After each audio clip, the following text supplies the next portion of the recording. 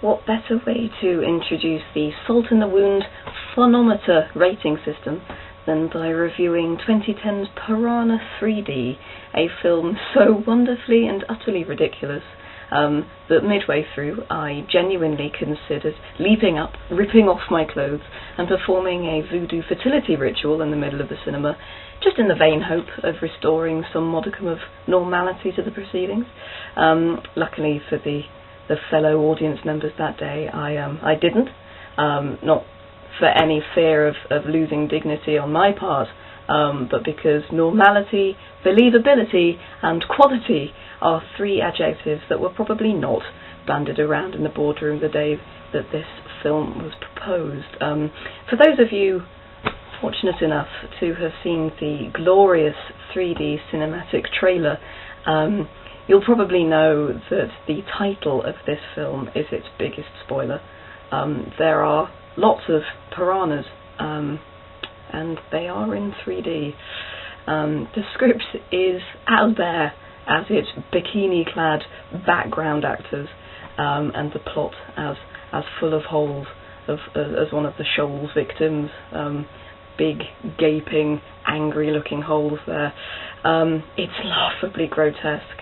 It is squirmingly embarrassing, but it's also refreshingly unpretentious.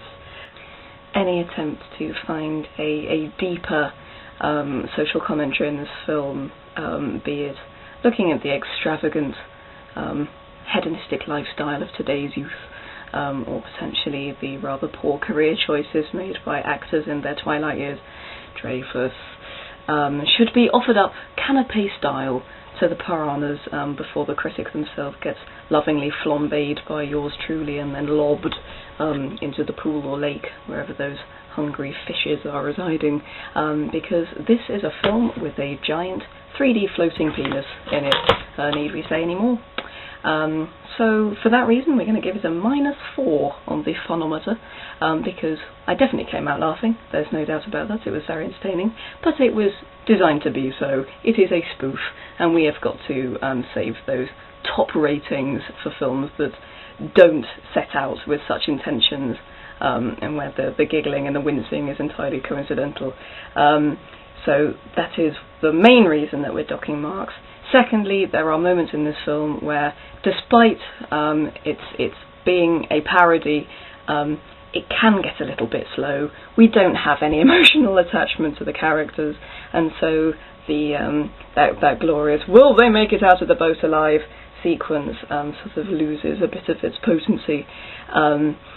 We would like to see more ridiculousness. I mean, fair, this is a film filled with it, but we know what we're going in to see.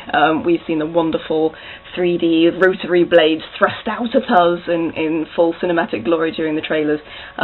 We want to see the laws of physics bent. We've already had piranhas flying. Thank you, James Cameron. And so the audience is expecting the ridiculous, and while there may be a substantial amount of that in this film, why not go the whole hog and just have a 100% silliness extravaganza with, I don't know, piranhas firing guns. Let's have them driving the speedboats. So to sum up, it is an enjoyable film. Luckily it's not too long, but we would like to see more in-jokes. We'd like to see more cameos and a little bit more silliness. And we'll end it there.